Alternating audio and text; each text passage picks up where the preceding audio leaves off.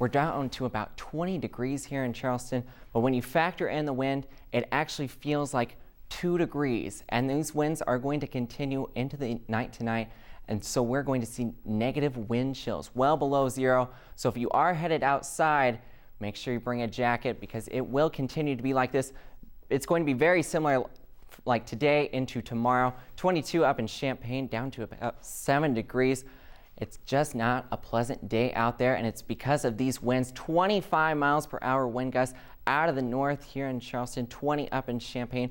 We're seeing wind gusts higher than our actual temperature out there. Now these winds, I said before, they're not going anywhere, and it's going to make for a rough week out there because they are going to continue to knock our temperatures down. So we saw those flurries today. Let's take out a look at the big picture of why we saw that. You can see these flurries are starting to push off to the south.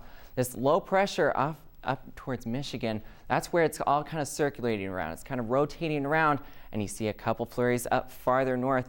That means we see a couple chances of some flurries continuing to move into the area as we head into this evening. So let's zoom in, get a little closer back home. For this evening, you see a couple more chances of some flurries to push through, not widespread like we've been seeing all throughout today. These clouds will continue to hang around as we head until late tonight, early tomorrow morning. It's going to be a very similar story as we start out tomorrow.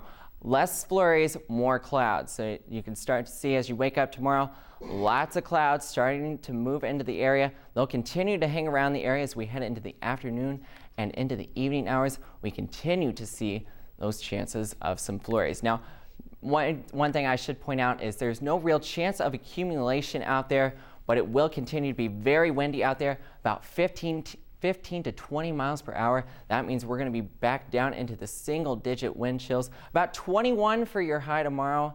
It's going to get worse, though, as we head into the rest of the week. So let's show you a little peek ahead for what you can expect.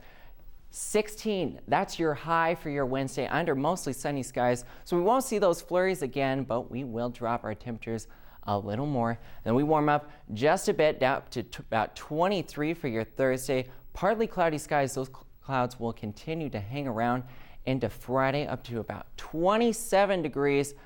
But again, we drop back down right after that. We'll drop down to about 18 degrees. But again, look at these overnight lows down to 9 degrees as we head Tuesday into Wednesday, 13 Wednesday into Thursday.